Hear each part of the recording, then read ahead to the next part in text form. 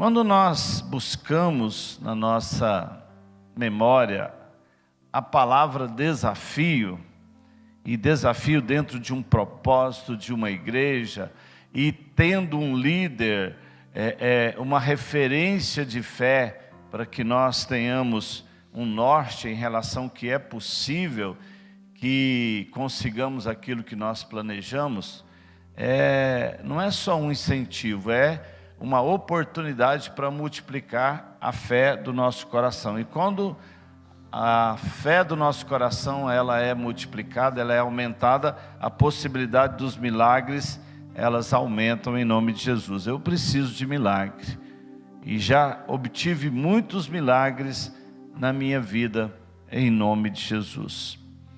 E quando nós falamos de desafios nesse porte, de homens de fé, nós falamos de desafios que são colocados com o objetivo de realinhamento, ou com o objetivo de voltar para o caminho correto. Eu creio que nesses dias o Senhor tem um pouco deste propósito para nós, nos realinhar, ou fazer com que o nosso coração se volte para aquilo que é a vontade de Deus. E quando eu estava orando pela mensagem, o Senhor me trouxe algo interessante. Quem já ouviu essa expressão? Eu tenho que matar um leão a cada dia. Quem já ouviu essa expressão? Todo dia eu saio de casa, eu levanto, eu tenho que me esforçar, é uma luta diária.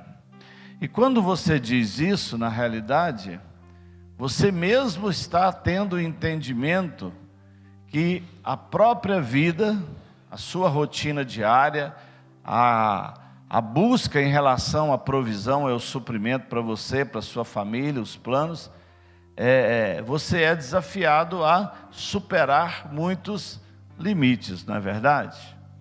E quando nós falamos sobre o desafio de Elias, a primeira coisa que vem no nosso coração na realidade, Elias propondo um desafio no Monte Carmelo. E qual que era o desafio? Vocês precisam tomar uma posição em Deus. Isso é joia, né? Deus todos os dias quer que nós nos posicionemos na verdade da sua palavra. Mas algo veio assim bem claro no meu coração, em relação, até que Elias chegasse a esse momento, de ser esse vaso transbordante de Deus para anunciar esse desafio, até ele construir esse processo em Deus, ele também foi o quê? Desafiado. Não é verdade? Elias também foi o quê? Desafiado. Nós sabemos que a salvação ela é desenvolvida. E o ministério, vamos dizer assim, é quem está da metade do caminho para frente em busca da vida abundante. E essa era a necessidade de Elias corresponder ao seu Deus. E o interessante é que quando nós ouvimos falar de Elias num primeiro momento, é só no capítulo 17. Mas no capítulo 16, a partir do verso 29, nos retrata aqui o tempo que Elias vivia. Preste atenção, no 29, 16, 29. Está escrito: Acabe, filho de Onre, começou a reinar sobre Israel no 38º ano de Asa, rei de Judá. E reinou Acabe, filho de Onre, sobre Israel em Samaria 22 anos. Então, se você observar aqui, você vai ver que fala de Judá e de Israel. Porque nesse momento o reino tinha sido o quê? Dividido, não era mais um reino unificado, como nós conhecemos na época de Davi, na época de Salomão e na época de Saul. 40 anos cada um destes reinou sobre Israel. Nesse período era um reino dividido. E aí me faz lembrar, quando iniciou o processo do Reino Unido, do Reino Unificado, não dá a impressão da Grã-Bretanha, né? O povo solicitou da parte de Deus que houvesse um líder de carne e osso, como acontecia nas demais nações que circunvizinhavam Israel. Mas interessante que antes, o próprio Deus, ele governava sobre Israel, esse povo escolhido. Mas eles fizeram questão de escolher. E quando vem esse sentimento do povo, e Samuel, o seu a sós com Deus, e Deus fala assim para Samuel: Samuel, não entristeça o seu coração, porque eles não rejeitaram a você, mas eles rejeitaram a mim mesmo, esse meu povo rejeitou.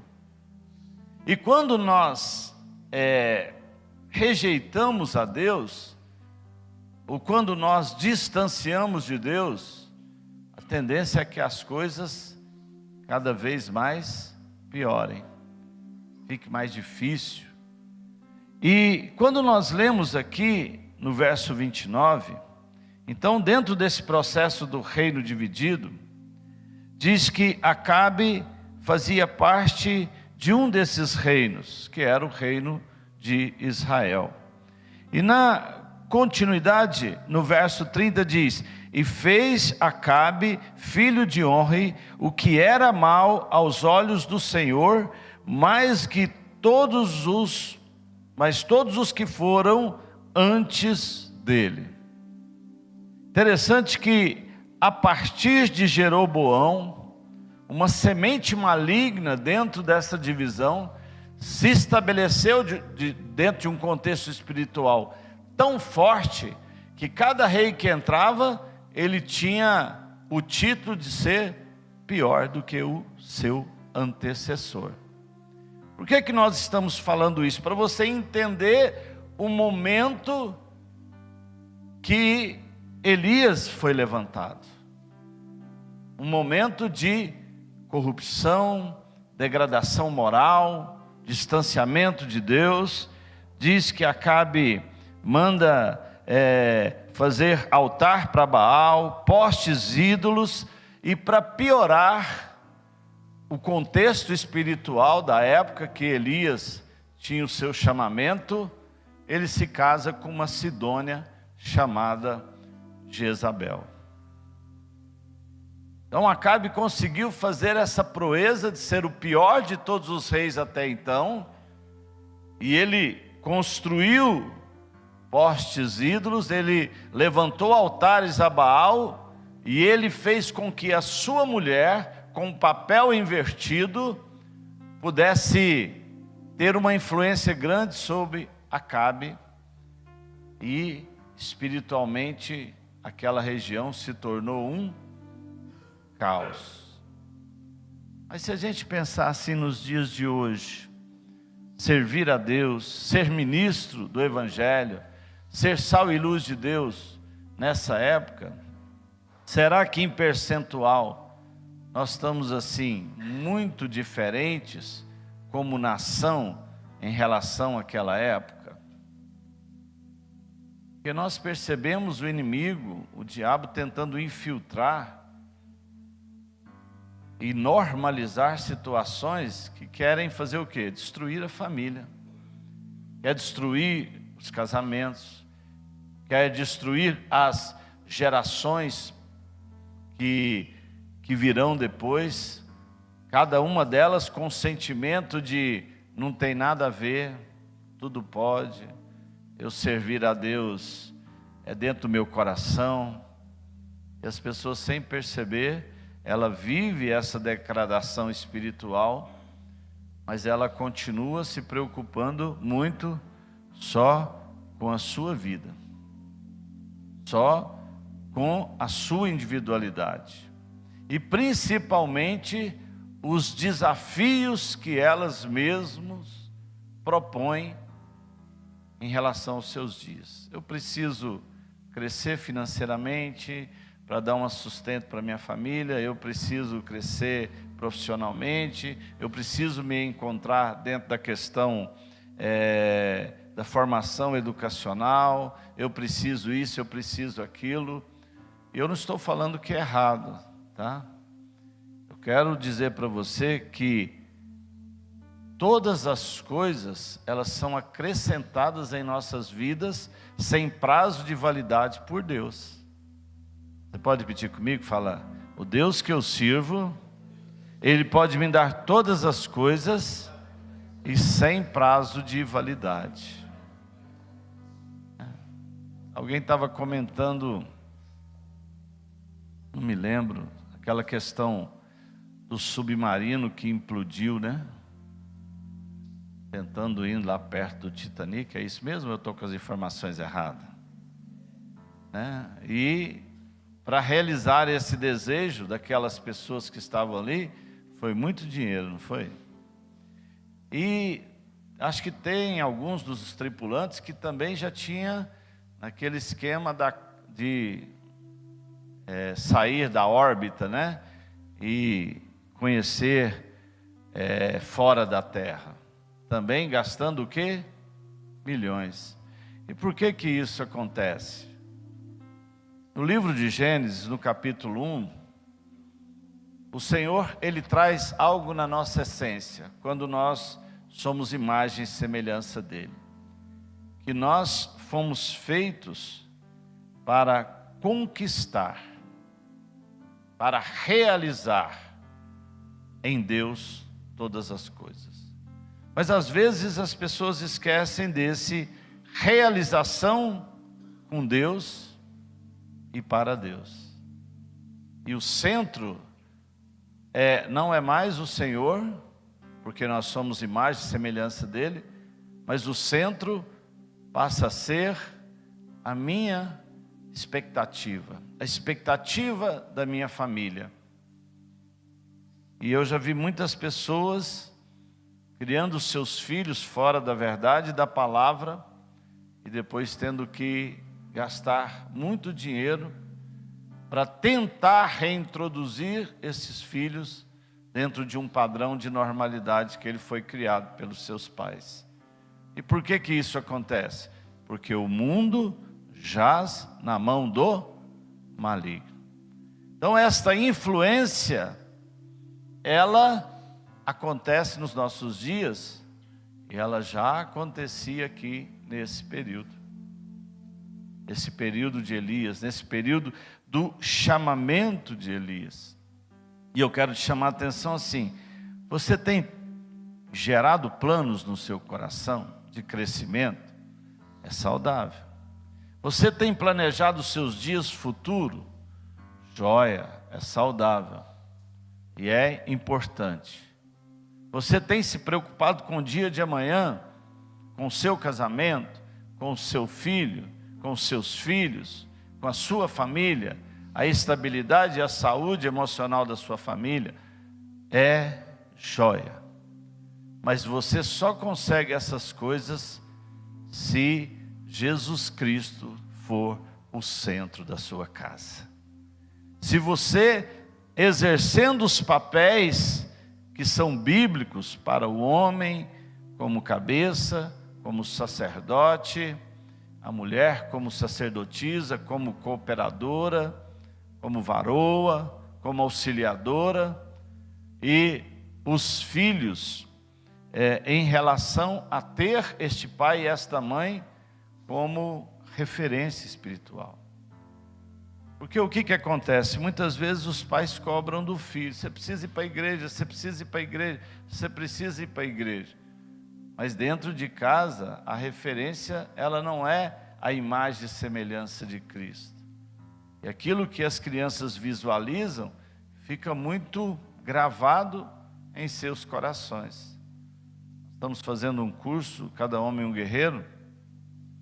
Principalmente as meninas, ela tem na figura do pai algo a se espelhar.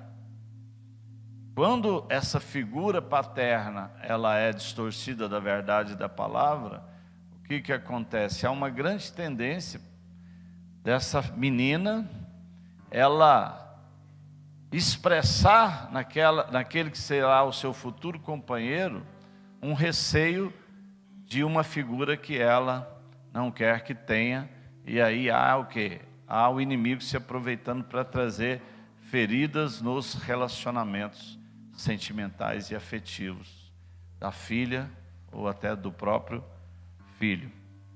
Então o contexto que Elias vivia ali era um contexto totalmente degradado. Não era diferente do tempo de hoje. Nós temos ou não temos desafios de trazer uma saúde emocional e espiritual para nós nesses dias? Tem ou não temos? Porque até falei ontem ministrando para os jovens. O pessoal fala assim, vou defender os jovens agora, né? Cadê os jovens? Vou defender, né? Eles falam assim, hoje, a época de hoje para os jovens é tudo mais fácil. Antigamente não tinha essa quantidade de faculdades, hoje tem faculdade de todo preço, hoje tem incentivo, hoje tem bolsa, hoje tem a internet, hoje tem um monte de coisa. Então, na nossa época é muito mais difícil. Eu quero te chamar a atenção que, de repente, para os nossos jovens, é mais difícil a época de hoje. Por quê? Porque eles recebem tantas informações de todos os lados, tentando deturpar essa formação de caráter. Há uma decisão errada e isso penaliza todo o quê? Toda a vida que ele tenta construir dentro da sua profissão ou dentro da sua família. Então esse era o cenário de Elias. Se este era o cenário de Elias e ele se preparou e ele entendeu o que Deus tinha para ele recebeu também no seu coração a condição de ser o quê? Formado por Deus, treinado por Deus para ser esse vaso de honra transbordante do Senhor naquela época. Então, quando nós falamos de o desafio de Elias e nós buscamos o Carmelo, eu quero iniciar essa palavra de hoje falando, e os desafios nossos para sermos vasos? O que Deus tem proposto ao seu coração? Porque o que Deus propõe está na palavra. E quando eu pego a trajetória de Elias, olha o que está escrito no livro de Tiago, capítulo 5, do verso 17 ao 18. Elias era homem semelhante a nós, sujeito aos mesmos sentimentos. E ele orou com fervor para que não chovesse sobre a terra. E por 3 anos e 6 meses não choveu. Depois orou novamente, e então o céu deu chuva, e a terra produziu os seus frutos. Quando nós iniciamos no capítulo 17, sobre este episódio de Elias, nós pegamos no meio do caminho uma vida dele com Deus, mas nós pegamos a conduta já em andamento que agradava o coração de Deus. Diz que ele orou com fervor, diz que ele era um homem semelhante a nós, e diz que o Senhor o respondeu. Agora eu quero fazer uma pergunta para você, em relação a esta passagem, quando ele ora e ele determina que não chovesse. Era um empreendimento, era um projeto próprio de Elias? Quem pode me responder? Elias estava fazendo isso porque ele precisava que não chovesse para a empresa dele, por algum motivo precisava de seca. Capaz que Elias era dono de uma empresa de caminhão-pipa. Lembra de caminhão-pipa lá no Nordeste? Não tem água, o caminhão d'água é o quê? Vendido. Será que era isso? Elias tinha uma empresa para vender água, por isso que ele pediu que não chovesse? durante 3 anos e meio, com uma intensa seca, todos sendo prejudicados dentro de um contexto natural, inclusive Elias. Mas ele perseverou. Além disso, em todo o tempo sendo perseguido por Acabe e Jezabel. É fácil você viver num cenário desse? É fácil você ser desafiado a ser vaso de Deus nesse momento? É fácil você ser pai e mãe nessa geração, onde existem todos esses convites batendo na porta? Não tem como a gente colocar nosso filho debaixo do braço e ficar 24 horas com ele. Nem saudável é, né? Mas não tem diferença os desafios. Mas ele o quê? Soube o que fazer. Olha para a pessoa que está do seu lado. Este é o propósito.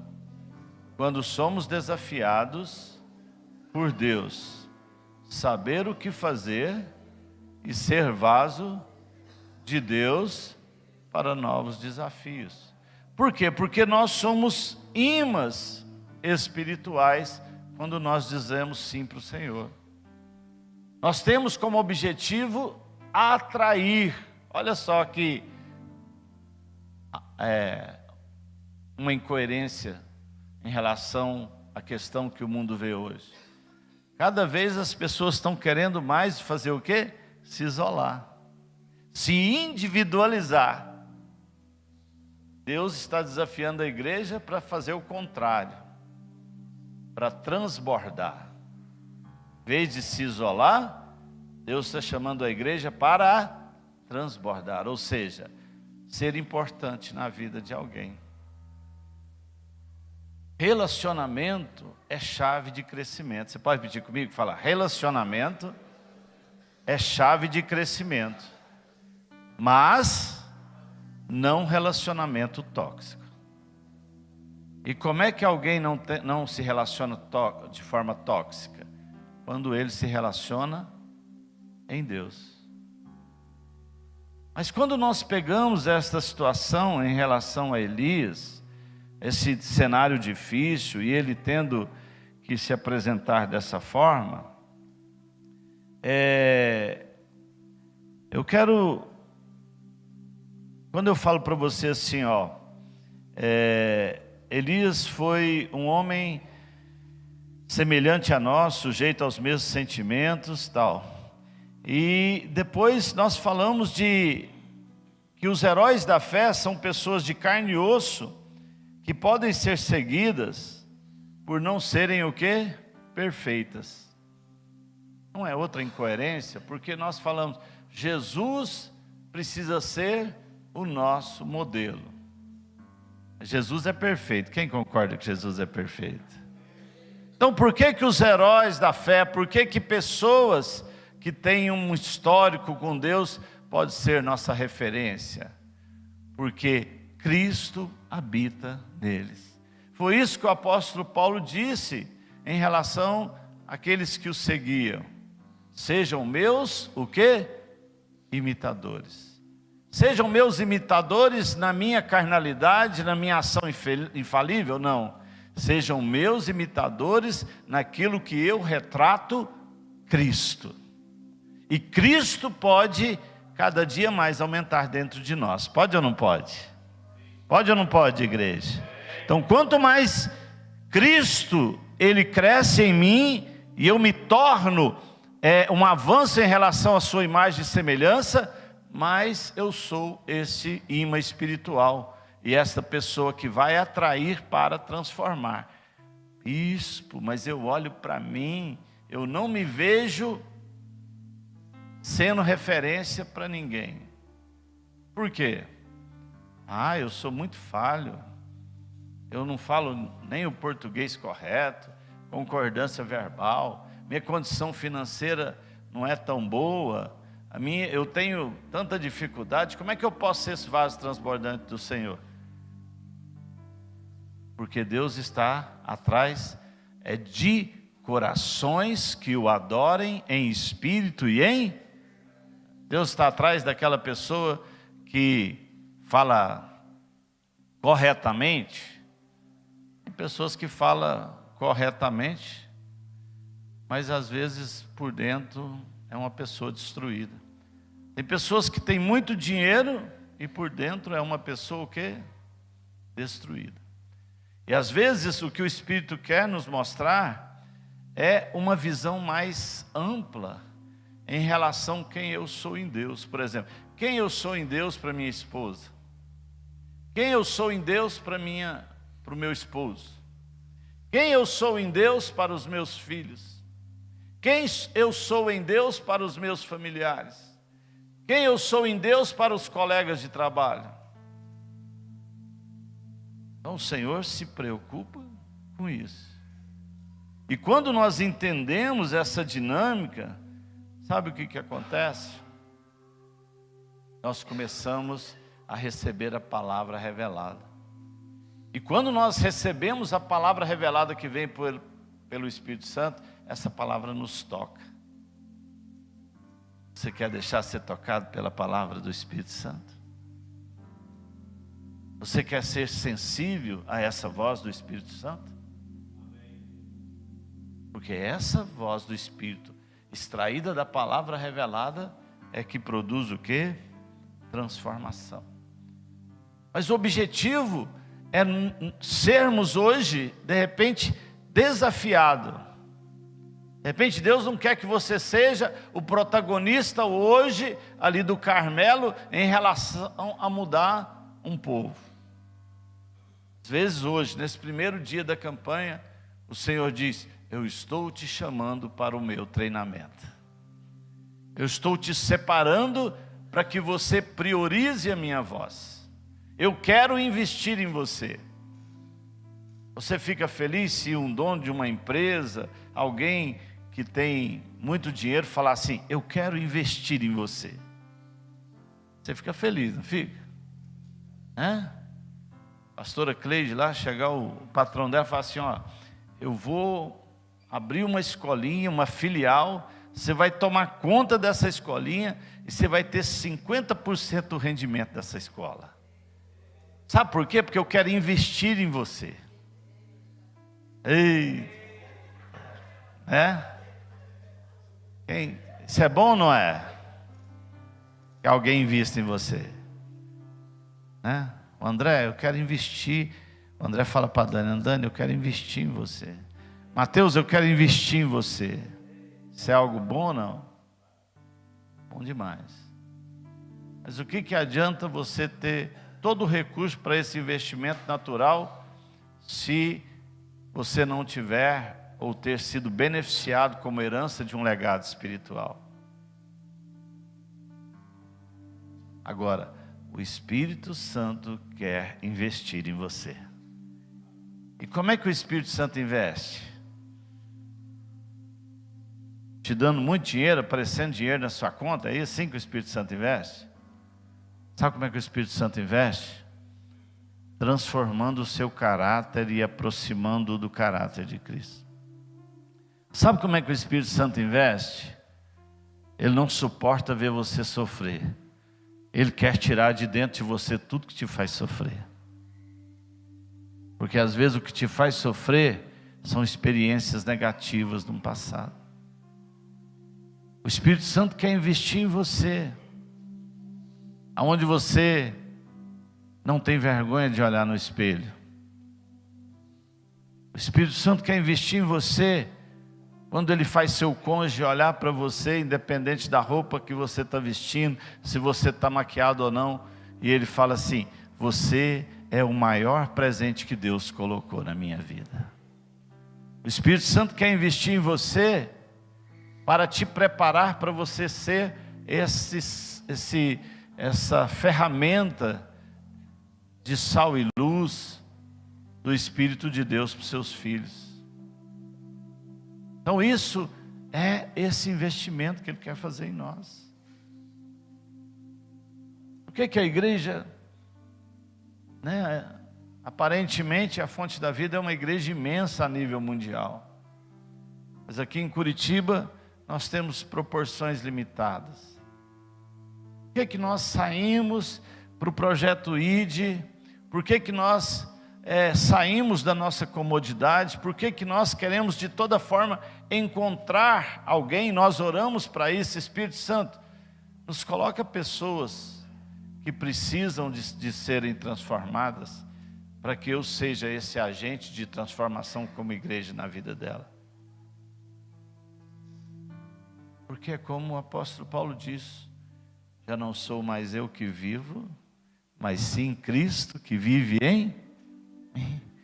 E qual que foi o exemplo de entrega do Pai? Ele pegou o seu próprio filho e o entregou como cordeiro para o sacrifício, para que todos os nossos delitos e nossas transgressões fossem levadas para a cruz do madeiro, para que nós tivéssemos alegria sem prazo de validade, alegria sem precisar do álcool, alegria sem precisar da droga, alegria sem precisar de um elogio, porque eu sei quem eu sou em Deus. É isso que o Espírito Santo está falando para você. Você vai ser um vaso transbordante. Você vai ser um protagonista no Carmelo espiritual. Mas de repente hoje, Deus está te desafiando para uma outra coisa. Hoje o Senhor está te desafiando para você abrir o coração e saber que existe um Deus vivo e verdadeiro que te ama e quer tirar de dentro de você tudo aquilo que te consome, em nome de Jesus. Às vezes nós vamos encontrar daqui 2, 3 anos e nós vamos ver você e o seu discurso não é as suas dores, mas o seu discurso é a preocupação com as dores do próximo. Desde daqui 2, 3 anos nós vamos falar com você e você vai dizer: bispo, uma mensagem daquele domingo pela manhã abriu os meus olhos e fez com que eu entendesse que o meu Deus que vive está me desafiando a aceitar, a abrir o meu coração e permitir que Ele ceie comigo, como está escrito em Apocalipse, porque Ele me ama tanto, Ele não suporta mais me ver sofrer, e nem a minha família. E só Jesus pode tirar o vazio. Só Jesus pode te dar uma expectativa correta de futuro. Só Jesus pode fazer com que os seus filhos sejam criados conforme o padrão da palavra. Somente o Espírito pode fazer com que a sua família seja unida. E é isso que o Espírito quer falar com você. Antes de priorizar qualquer outro tipo de investimento, porque Deus pode te dar todas as coisas, priorize você. Ontem eu falei nos jovens, o homem por si só, ele é um péssimo gestor. Ou seja, nós somos muito fracos para a gestão de nós mesmos, porque nós escolhemos prioridades erradas. Mas quando o Espírito Santo assume a gestão, através do nosso espírito, nós não fazemos mais o que nos leva a ter tristezas, mas nós fazemos em caminho seguro aquilo que nos dá alegria e expectativa do amanhã. Quem quer ter muita expectativa do seu amanhã com você e sua casa, diga: eu quero.